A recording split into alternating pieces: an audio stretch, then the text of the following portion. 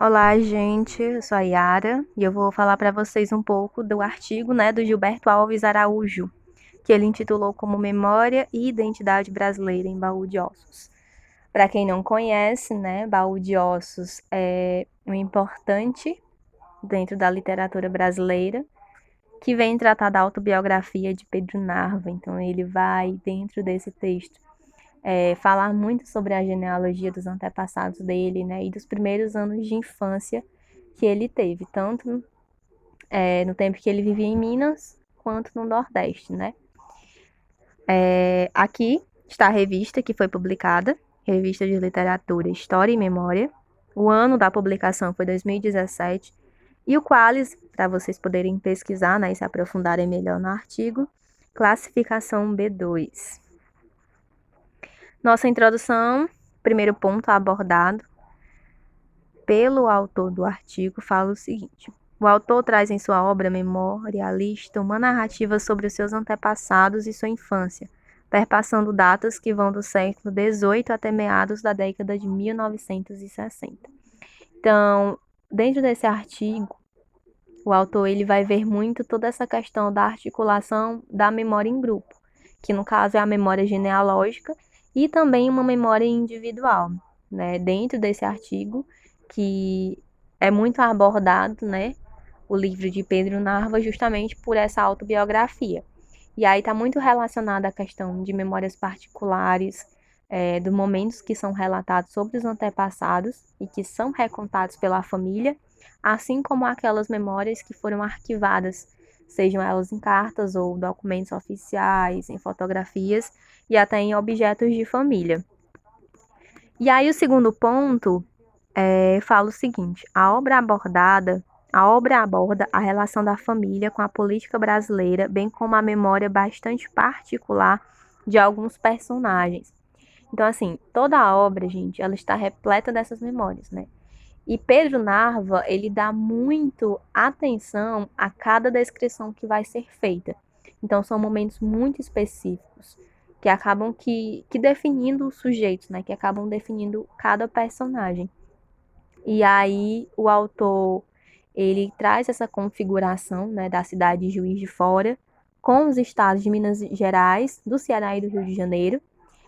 Só que como eu falei no início para vocês, ele vai se ater bem mais no estado de Minas Gerais e no Ceará, certo? E aí na introdução ele vai citar alguns casos de alguns familiares dele, que no caso é da dona Irifila, que ela era muito conhecida por ela ser uma mulher de personalidade muito forte, muito controladora, muito moralista. Então a gente vai ver muito isso dentro da obra de Pedro Narva, certo? A introdução, o autor ele resumiu muito, tanto que é em pouquíssimas páginas que a gente vai ver. Por isso que eu trouxe apenas esses dois pontos assim importantíssimos, certo? Por isso que eu precisei destacá-los. E aí a gente vai para o objetivo que o autor ele se centralizou dentro dessa citação. A memória define a identidade, mas não se caracteriza como determinante desta.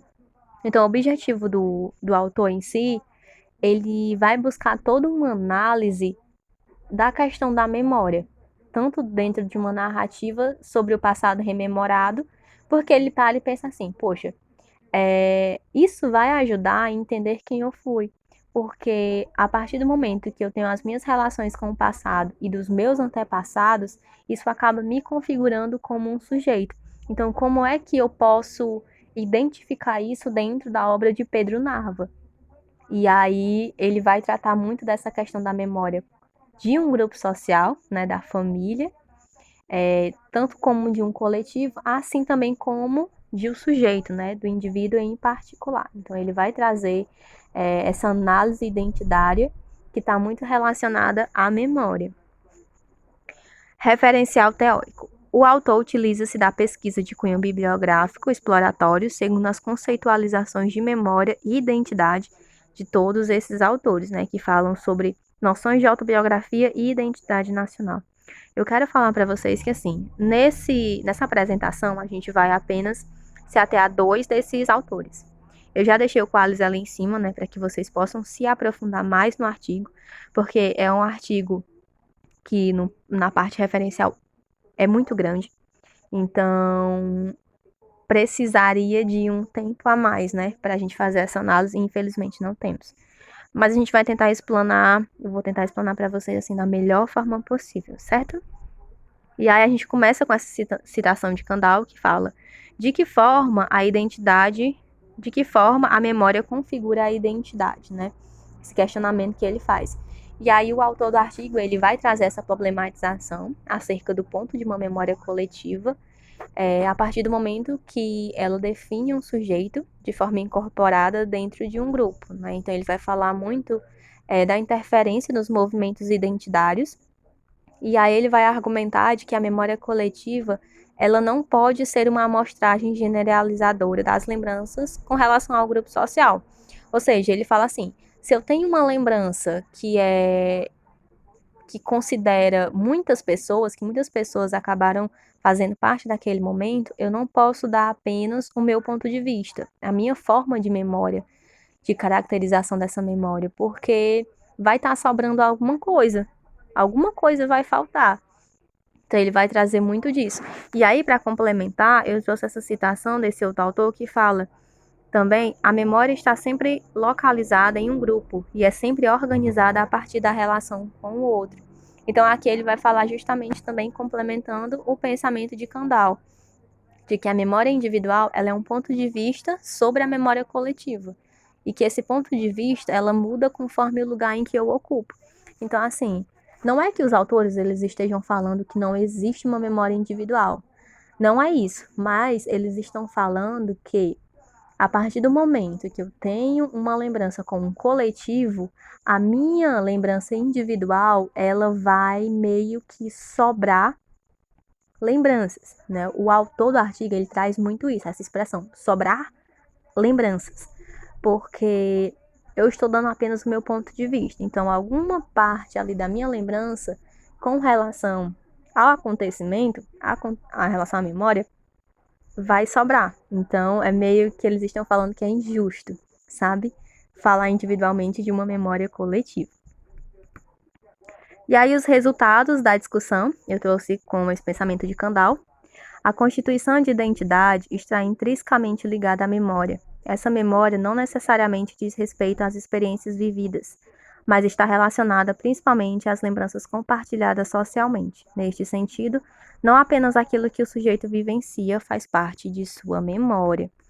Então, ele vai trazer muito disso, né? Da questão da obra, Baú de Ossos, né? Que vai evidenciar vários momentos em que o narrador, que é o próprio Pedro narra, por ser uma autobiografia, né?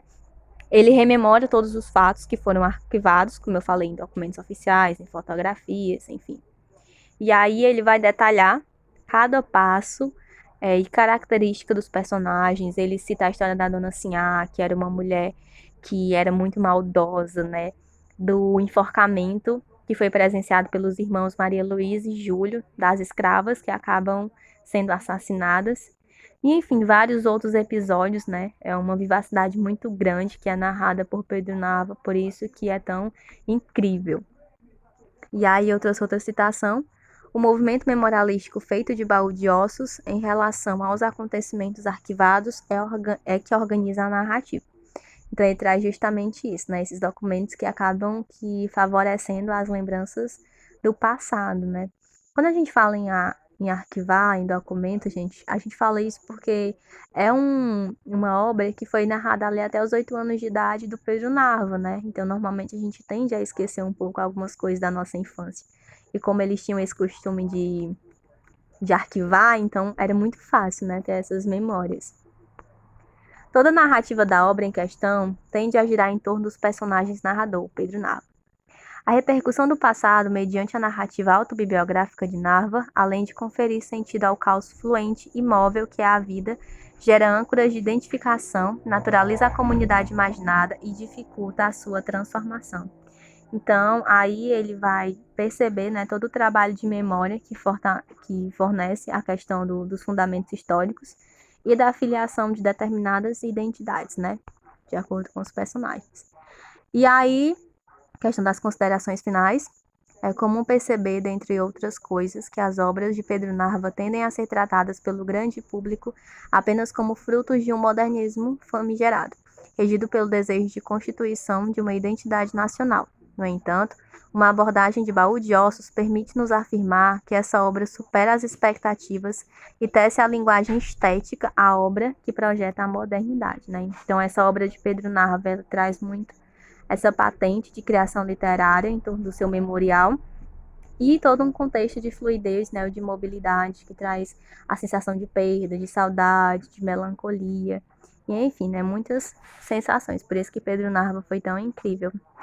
E aqui as referências, certo? Fiquem à vontade para fazer questionamentos e muito obrigada pela atenção.